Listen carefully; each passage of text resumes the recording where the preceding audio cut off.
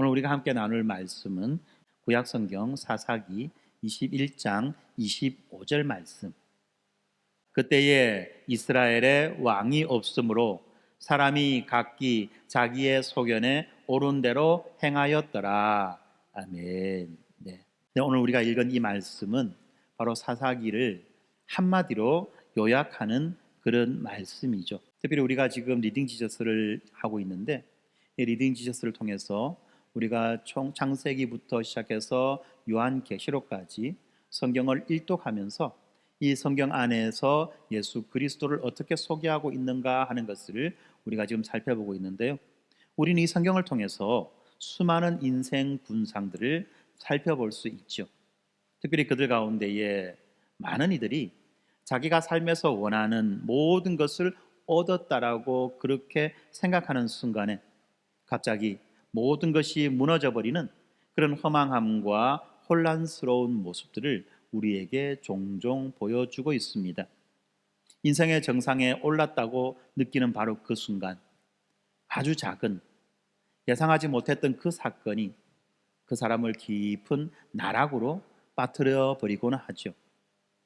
높이 쌓아 올린 바벨탑이 모래성처럼 그렇게 힘없이 무너지는 그런 장면들을 우리는 자주 볼 수 있습니다.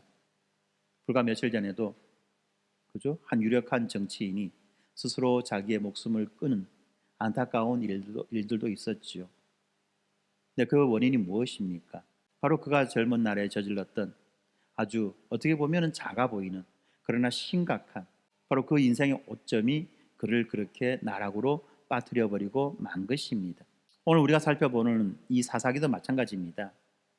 사사기는요, 이 여호수아의 지도력 아래에 이 약속의 땅으로 들어가 그 약속의 땅을 정복하고 승전가를 부르던 그 이스라엘의 영적이고 도덕적인 그런 붕괴를 보여주고 있는 성경입니다. 이 사사기 앞에 나와 있는 여호수아서, 이 여호수아서가 보여주었던 그 영광스러운 그 정복에 이어서 등장하는 이 사사기는 마치 이 지하실 계단을 내려가듯이 점점 더 깊은 어둠 속으로 빠져드는 그 이스라엘의 모습들을 우리에게 보여주죠.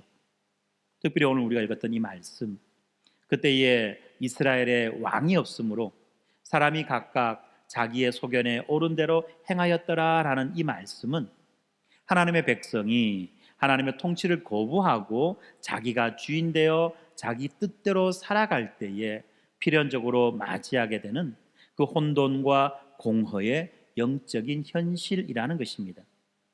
왕이 없다는 것, 이 왕이 없다라고 하는 이 말은 단순히 어떤 이 정치적 지도자의 부재를 의미하는 말이 아닙니다. 이것은 자기들의 삶의 중심에서, 각자의 삶의 중심에서 하나님의 그 주권과 하나님의 통치가 사라졌다는 것을 의미하는 거죠. 그 결과 그들은 각기 자기의 소견에 옳은 대로 행하였습니다. 자기의 소견에 옳은 대로 행하였다는 것은 이 객관적인 진리와 도덕적인 표준이 사라지고 개인의 주관적인 판단이 그 모든 것들을 결정하게 된다는 말인 것입니다.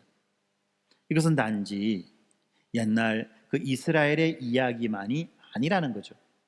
오늘날 우리 사회도 마찬가지입니다. 이것과 아주 유사한 모습들을 보여주고 있습니다. 오늘날의 생각이 뭡니까? 내가 옳다고 생각하면 그것이 옳은 거야. 내가 좋다고 느끼면 그것이 좋은 거야. 라는 이러한 철학, 이러한 사고가 지배하는 시대 아닙니까? 절대적인 진리를 거부하고 모든 것을 상대화하는 그 문화 속에서 우리는 살아가고 있는 것입니다. 그리고 때때로 우리 자신도 이런 문화의 영향을 받아서 하나님보다는 자기의 생각과 자기의 감정을 더 신뢰하며 더 중요하게 여기며 그렇게 살아가려고 하는 것을 우리는 종종 볼 수 있다는 것입니다. 도시의 바쁜 일상을 살아가는 사람들, 자녀의 교육을 위해서 모든 것을 쏟아붓는 학부모들, 또는 자신의 경험과 성공을 하나님보다도 더 중요시하며 살아가는 그 청춘들, 자기도 모르는 사이에 우리는 각기 자기 소견에 옳은 대로 살아가고 있는 것은 아닌지, 자기를 둘러보아야만 할 것입니다. 이렇게 각기 자기의 소견에 옳은 대로 살아가는 그 결과 우리는 깊은 혼란과 이 공허함을 경험하고 있는 것은 아닌지 돌아보아야만 하는 것입니다.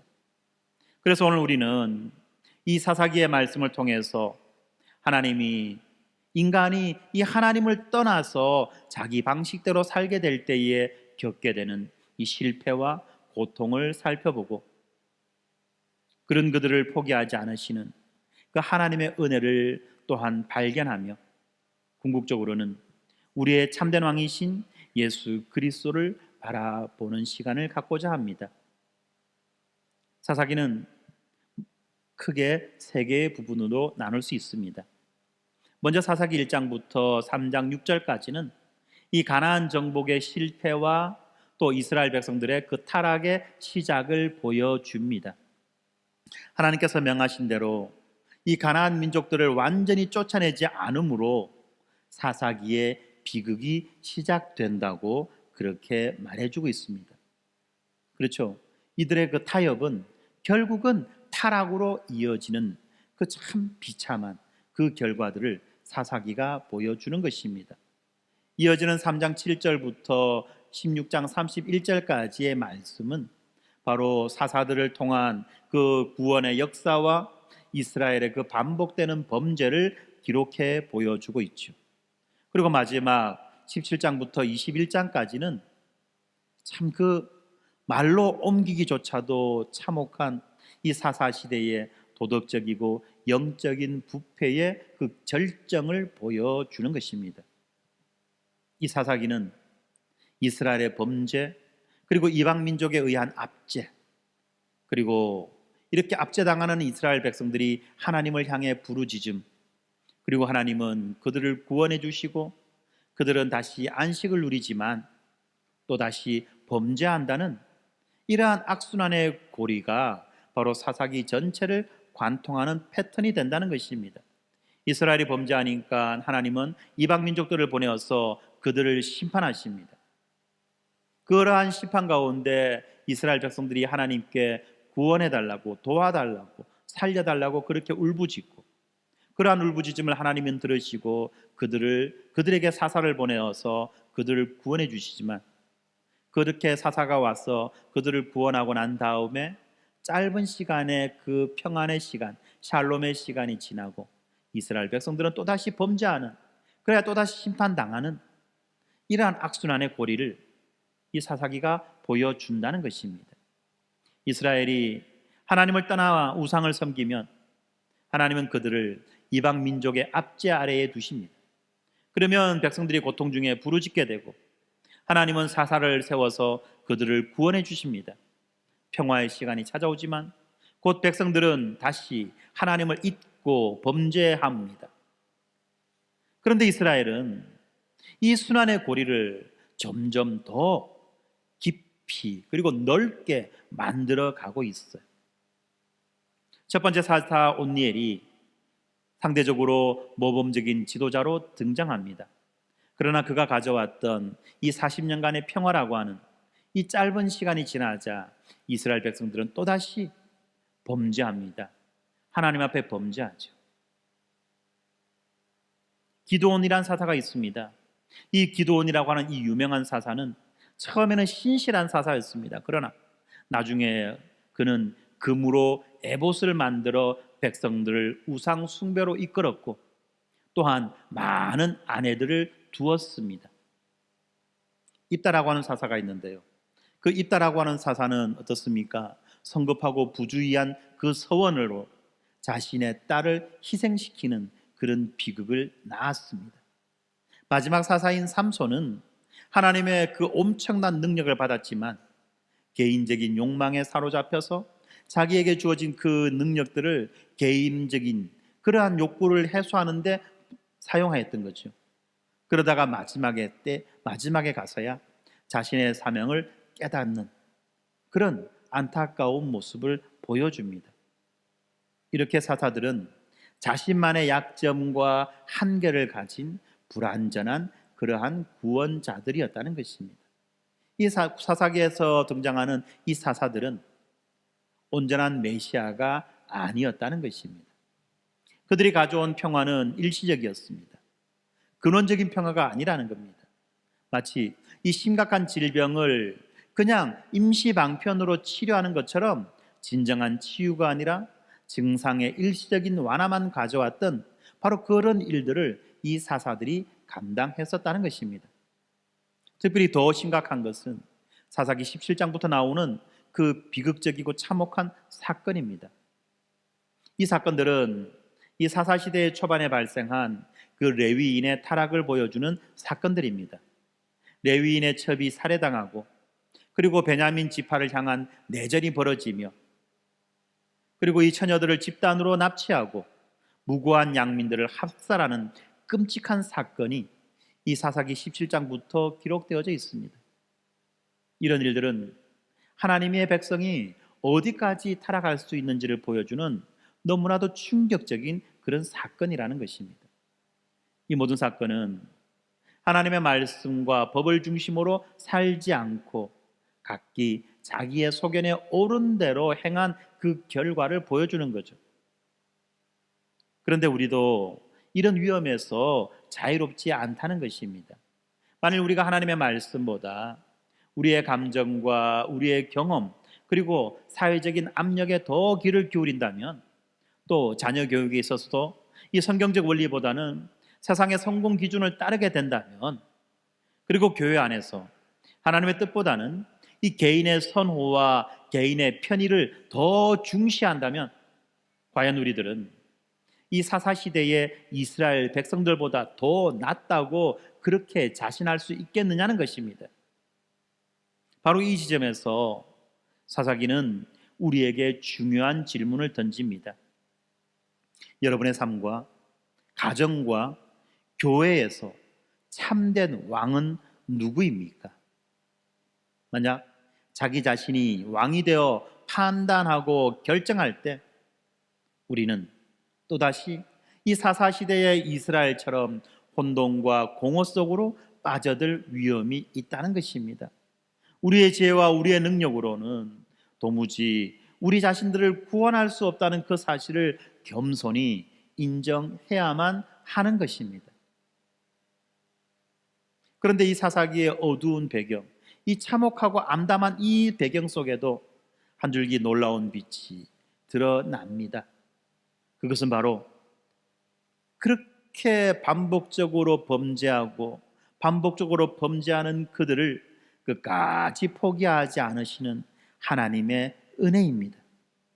이스라엘이 반복적으로 하나님을 배반하고 우상 숭배에 빠질 때마다 하나님은 그들을 징계하십니다.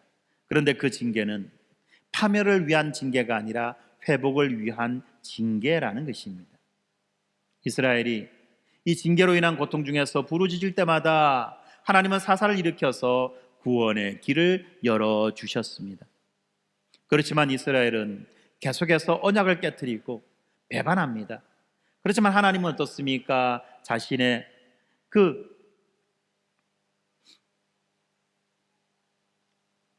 하나님은 그 자신의 그 언약적 신실함을 따라서 행하시고 계신다는 것입니다. 이것이 바로 은혜입니다. 특히 삼손의 이야기가 그렇습니다. 삼손의 이야기는 하나님의 놀라운 인내와 하나님의 그 크신 은혜를 보여줍니다. 삼손은 가장 문제가 많은 사사였습니다. 그는 나실인으로 구별되었지만 스스로가 그 나실인의 서원을 깨트려 버립니다. 음행을 저지르고 부정한 음식을 먹었으며 자신의 힘을 이 개인적 복수를 위해서 사용하였던 것입니다. 그럼에도 불구하고 하나님은 이 삼손을 통해서 블레셋을 치셨죠. 심지어 삼손이 최악의 상태였을 때 그의 눈이 뽑히고 그가 짐승처럼 연자 맷돌을 돌리는 그런 노예가 되었을 때조차도 하나님은 그의 마지막 기도를 들으시고 응답하셨습니다. 이것이 바로 이 사사기 전체에 흐르는 메시지라는 것입니다. 점점 깊어지는 타락 속에서도 하나님은 이스라엘을 완전히 버리지 않으셨습니다. 하나님 인간의 그 신실하지 못함은 하나님의 그 신실하심을 이길 수가 없었던 거죠. 이스라엘이 하나님과 맺은 언약을 깨뜨렸음에도 불구하고 하나님은 자신의 그 약속을 끝까지 신실하게 지켜주셨습니다. 사사기 1장에서 이스라엘이 이 가나안 족속들을 완전히 쫓아내지 않는 바로 그 불순종의 역사가 시작되었습니다. 그러나 하나님은 그들을 즉시 심판하지 않으셨죠. 오히려 하나님은 점진적으로 이스라엘을 교육하시며 인내하셨습니다. 이어지는 사사기 2장 1절부터 5절까지 그 말씀을 보면 이 여호와의 사자가 복임으로 와서 이스라엘을 책망합니다. 그때의 백성들이 울며 회개합니다. 비록 그 회개가 오래 가지는 않았지만 하나님께서는 계속해서 그들에게 기회를 주셨다는 것입니다. 이러한 하나님의 오래 참으심이 우리에게는 큰 위로가 되는 것입니다. 우리도 얼마나 자주 하나님께 불순종하고 자기의 길을 고집합니까? 얼마나 많은 기회를 하나님께서 우리에게 주셨습니까? 우리가 하나님을 멀리하고 이 세상의 가치관을 따를 때에도 하나님은 끝까지 포기하지 않으시고 우리들을 기다리셨습니다. 바쁜 생활 속에서도 우리가 하나님을 우선순위에 두지 못하고 자녀들에게 그 세상의 성공을 은근하게 더 강조하며 우리의 경험과 우리의 감정을 하나님의 말씀보다도 더 신뢰한다면 우리들의 삶의 방향과 삶의 태도는 이 사사시대의 이스라엘과 크게 다르지 않을 것입니다. 그럼에도 불구하고 하나님은 우리에게 은혜를 베풀어 주십니다. 이 국내외적인 정치적 불안, 경제적 불안, 때로는 가정의 위기, 이 사회적 갈등, 우리가 겪고 있는 이 혼돈의 상황들 속에서도 하나님은 여전히 일하고 계시는 것입니다. 이 모든 상황이 우리를 하나님께로 돌이키게 하는 바로 계기가 되는 것이죠. 마치 이스라엘이 앞지 아래에서 하나님께 부르짖었듯이 우리도 어둠 속에서 하나님께 돌아갈 수 있는 것입니다. 그렇지만 우리가 이 하나님의 은혜와 하나님의 인내를 착각해서 죄를 가볍게 여겨도 된다는 이렇게 생각하는 그런 생각은 잘못되었겠죠. 사사기는 이 죄의 결과가 얼마나 심각한지를 생생하게 보여줍니다. 오래 참으시는 하나님의 은혜는 오히려 우리가 더 진지하게 하나님께 순종하도록 우리를 이끌어 가고 있습니다. 바울이 로마서 6장 1절 2절에서 이렇게 말씀합니다. 그런즉 우리가 무슨 말을 하리요? 은혜를 더하게 하려고 죄에 거하겠느냐? 그럴 수 없느니라. 그렇습니다. 하나님의 은혜가 우리의 죄악보다도 우리의 잘못보다도 더 크다고 해서 우리가 하나님의 은혜를 더 크게 드러나게 하기 위하여 죄를 짓는다. 이게 말이 되는 소리입니까? 그럴 수 없다는 거죠. 우리의 죄악이 아무리 크다 할지라도 우리에게 부어지는 하나님의 은혜가 더 크다는 이 사실에 우리는 위로를 얻어야지. 그 사실을 가지고 우리가 죄를 짓는데 악용해서는 안 된다는 것입니다. 우리가 이미 알고 있듯이 이 하나님의 오래 참으시는 은혜는 결국 이 그리스도 안에서 완성되어지는 것입니다. 사사들의 그 일시적인 구원을 넘어서 예수 그리스도 안에서 영원한 구원을 이루실 그 하나님의 계획은 이 사사기 이후의 역사 속에서 점점 펼쳐져 보이는 것입니다. 바로 이것이 우리가 지금부터 살펴볼 세 번째 메시지라는 거죠. 오늘 본문의 마지막 구절, 이스라엘의 왕이 없으므로 사람이 각각 자기 소견에 옳은 대로 행하였더라는 이 말씀은 왕의 부재가 가져온 문제를 지적하며 동시에 이 참된 왕에 대한 절실한 필요성을 강조하는 말씀인 것입니다. 이스라엘은 왕이 필요했습니다. 그러나 그들이 정말 필요했던 것은 단순한 인간 왕, 제국의 왕들과 같은 그런 사람이 아니라 바로 하나님의 마음에 합한 왕이었던 것입니다. 사사기 이후에 이스라엘은 사울과 다윗과 솔로몬과 같은 그런 왕들을 가지게 됩니다. 그런데 그 가운데에서 이 다윗은 하나님의 마음에 합한 왕으로서 이스라엘에게 역사상 전무후무한 그 황금기를 가져다 주죠. 그런데 그 다윗조차도 완벽하지 않았고 그의 통치는 영원하지 않았던 것입니다. 그의 아들인 솔로몬 이후에 이스라엘은 분열되었고 대부분의 왕들은 하나님께 불순종합니다. 그러다가 이 인간한 왕들의 역사는 바벨론 포로로 막을 내립니다. 이것이 바로 이스라엘의 역사라는 거예요. 그렇지만 하나님은 그러한 역사 가운데에서 더 위대한 계획을 가지고 계셨습니다. 바로 다윗의 자손으로 오실 메시아, 영원히 다스릴 참된 왕에 의한 그 약속의 성취라는 것입니다. 마침내 이 약속은 예수 그리스도 안에서 이루어졌습니다. 성취되었습니다. 그러면 예수님과 사사들은 어떤 점에서 다를까요? 사사들은 일시적인 구원을 가져옵니다. 일시적인 평안을 가져옵니다. 그러나 예수 그리스도는 영원한 구원을 주시죠. 영원한 평강을 주시는 것입니다.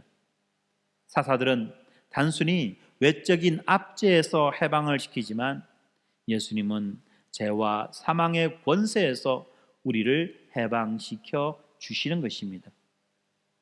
사사들은 이 스스로도 약점과 죄를 가진 불완전한 지도자였지만 예수님은 죄 없으신 완전한 왕이신 것입니다. 삼손의 이야기를 우리가 한번 생각해 봅시다. 그가 블레셋 사람들에게 잡혀 결박당했을 때에 그는 새로 만든 그 튼튼한 밧줄을 끊고 일어나 적들과 싸웠습니다. 그렇지만 그의 약점으로 인해서 그는 붙잡혔고 죽음을 맞이하게 됩니다. 그러나 예수님은 이 죽음의 결박을 끊고 부활하셨을 뿐만 아니라 이제 영원히 사시고 영원히 다스리시는 왕이 되신 것입니다. 이사야서 53장 5절은 그가 찔림은 우리의 허물 때문이요 그가 상함은 우리의 죄악 때문이라. 그가 징계를 받음으로 우리는 평화를 누리고 그가 채찍에 맞음으로 우리가 나음을 받았도다라고 말씀합니다. 그렇습니다. 예수님은 왕이시지만 종의 모양으로 오셔서 우리들의 죄를 대신 짊어지셨습니다.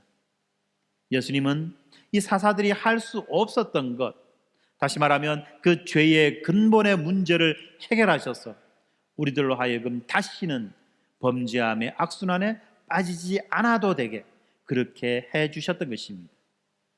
요한복음 4장 14절에서 예수님은 이 사마리아 여인에게 이렇게 말씀합니다. 내가 주는 물을 마시는 자는 영원히 목마르지 아니하리라. 내가 주는 물은 그 속에서 영생하도록 솟아나는 샘물이 되리라고 그렇게 말씀하십니다. 그렇죠. 이 사사들은 그 사람들의 갈증을 잠시 해결할 수 있도록 표주박에 담긴 물을 주었지만 예수님은 영원한 생명과 만족을 주시는 샘물이 되어 주신 것입니다. 그래서 예수에게 가면 영원히 목마르지 않는 삶을 살 수 있게 되는 것입니다. 현대의 사회를 살아가면서 우리들은 참으로 다양한 왕들을 섬기고 살고 있습니다. 어떤 이들에게는 성공이 왕입니다. 어떤 이들에게는 돈이 왕입니다. 또 어떤 이들에게는 명예가 왕입니다. 그리고 또 어떤 이들에게는 안전함과 편안함이 바로 왕의 자리를 차지하고 있습니다. 자녀 교육에 모든 것을 투자하는 부모들도 때로는 그 자녀의 성공을 우상화할 그런 위험이 있다는 것입니다. 그러나 이 모든 이 만들어진 왕들은 우리에게 참된 평안과 안식을 주지 못한다는 사실을 우리는 기억해야만 하는 것입니다. 오직 예수 그리스도만이 우리의 참된 왕이 되시는 것입니다. 그분만이 우리의 가장 깊은 필요를 채워주시고 우리에게 영원한 평안을 주시는 것입니다. 그분이 우리의 삶의 중심에 계실 때 우리는 더 이상 각기 자기 소견에 옳은 대로 행하지 않고 하나님의 뜻을 따라 살아가게 되는 것입니다. 그렇기 때문에 이 예수님을 왕으로 모신다는 것은 단순히 어떤 종교 의식이나 예배 참석의 문제가 아니라 삶의 모든 영역에서 그분의 주권을 인정하고 그분의 말씀에 순종하며 그분의 가치관을 따라 살아가는 것을 의미하는 것입니다. 우리의 관계와 직장과 재정과 자녀 교육과 그리고 여가 활동 등 모든 영역에서 예수님이 왕이 되어 주실 때 우리는 진정한 자유와 평안을 경험하게 되는 것입니다. 바로 이 사사기의 혼돈은 왕이신 예수 그리스도 안에서 질서로 바뀌어집니다. 이 사사기의 그 어둠은 찬란한 복음의 빛 안에서 사그라드는 거죠. 이 사사기의 반복적인 실패는 그리스도 안에서 영원한 승리로 대체되는 것입니다.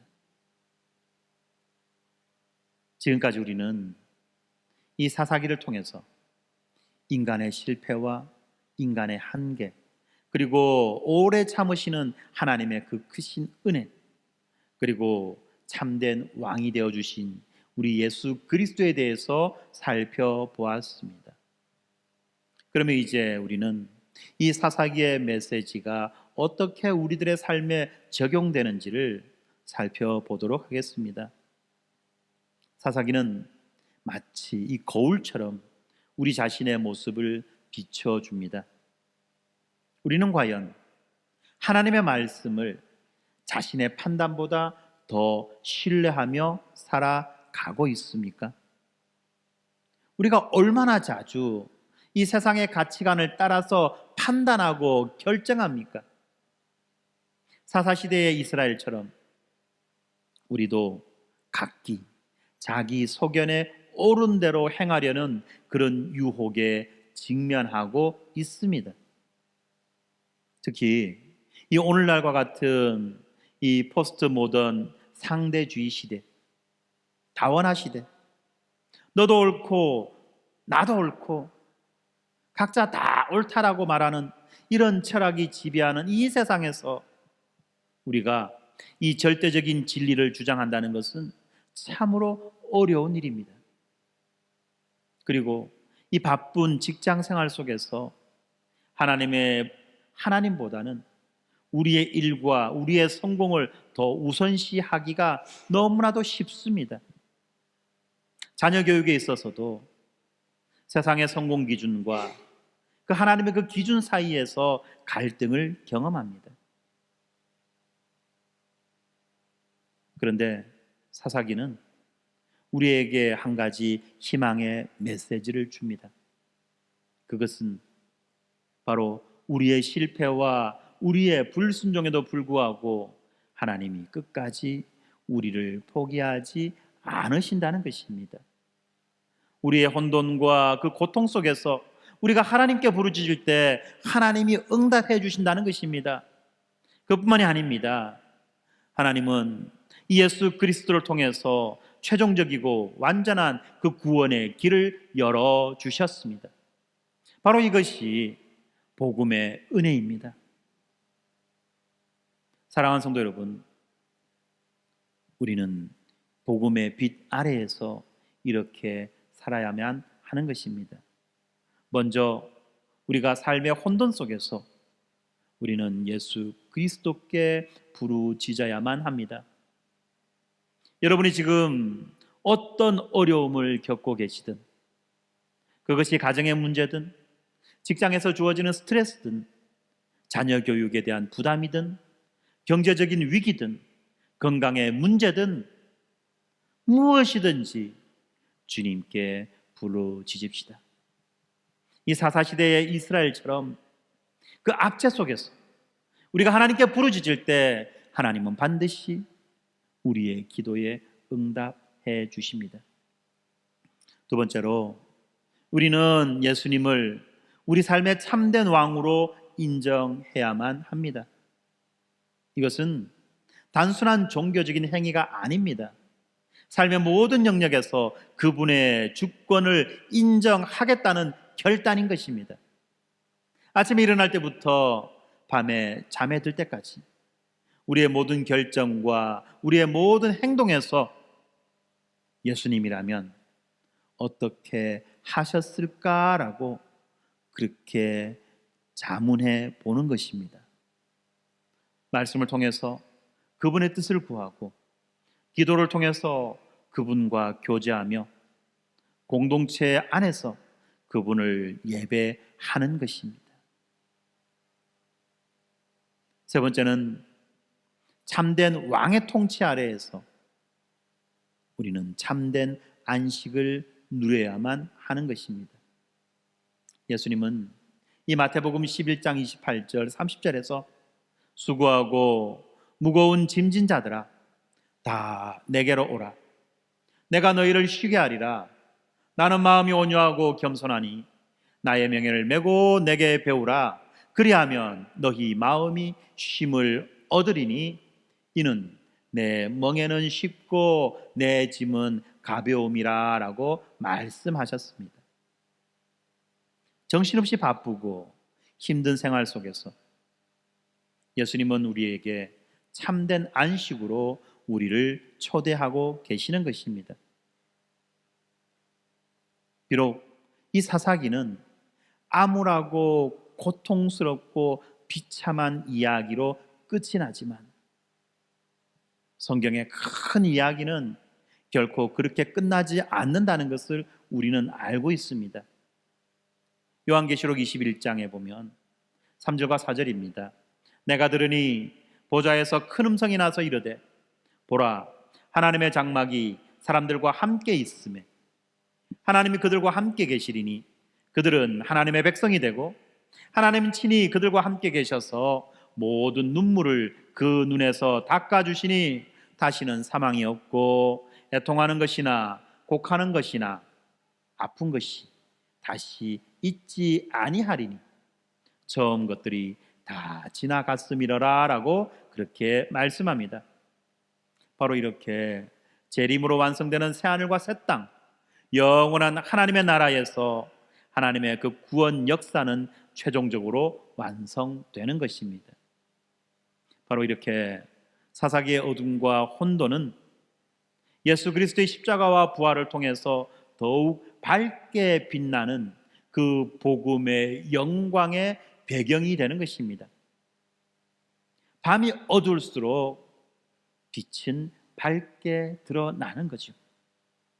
이렇게 사사기에 나타나는 그들의 그 불완전한 구원은 그리스도 안에서 완전하고 영원한 그 구원의 필요성을 드러내어 보여주는 것입니다. 이스라엘의 반복된 실패는 우리 모두에게 하나님의 은혜를 증언해 줍니다. 우리 모두에게 하나님의 그 신실하신 하나님의 그 은혜가 필요하다는 것을 알려주는 것입니다. 바쁜 일상에 지친 분들, 삶의 무게에 짓눌린 분들, 자신의 경험과 성공을 의지하다가 넘어지신 분들, 오늘 이 시간 예수 그리스도를 여러분의 참된 왕으로 모셔드리지 않으시겠습니까? 그분 안에서 참된 평안과 안식을 누리시지 않으시겠습니까? 사사기의 마지막 구절이 우리에게 경고합니다. 이스라엘에 왕이 없으므로 사람이 각기 자기 소견에 옳은 대로 행하였더라. 그런데 여러분, 우리는 이제 알고 있지 않습니까? 이제 우리에게는 왕이 계십니다. 만왕의 왕, 만주의 주이신 예수 그리스도께서 우리를 다스리고 계시는 것입니다. 그분의 통치 아래에서 우리는 더 이상 혼돈과 공허 속에서 살지 않아도 되는 것입니다. 그분의 말씀이 우리의 삶을 인도하고 그분의 성령이 우리를 이끄셔서 진정한 자유와 평안을 누리며 살아가는 자들이 되었습니다. 아멘. 이것이 복음입니다. 여러분, 힘들고 어려운 삶 속에서도 우리는 이 복음을 붙잡고 이 복음이 주는 자유를 누리며 복음 안에서 힘있게 살아내는 모두가 되기를 주님의 이름으로 축원합니다. 기도하겠습니다. 주님, 하나님보다 자신의 생각과 판단을 신뢰하며 살아가는 우리, 혼돈과 공허의 시대를 살아가는 우리를 불쌍히 여겨 주시옵소서. 우리를 포기하지 않으시고 예수 그리스도를 통해서 구원의 길을 열어주신 주님께 감사드립니다. 이 시간 우리가 예수님을 우리 삶의 참된 왕으로 모시게 하여 주시옵소서. 우리의 모든 결정과 행동이 주님의 통치 아래에 있게 하여 주시옵소서. 왕 되신 예수 그리스도께서 우리를 다스려 주셔서 혼돈 대신 평안을, 공허 대신 충만함을 경험하게 하여 주시옵소서. 우리의 참된 왕이신 예수님의 이름으로 기도합니다. 아멘.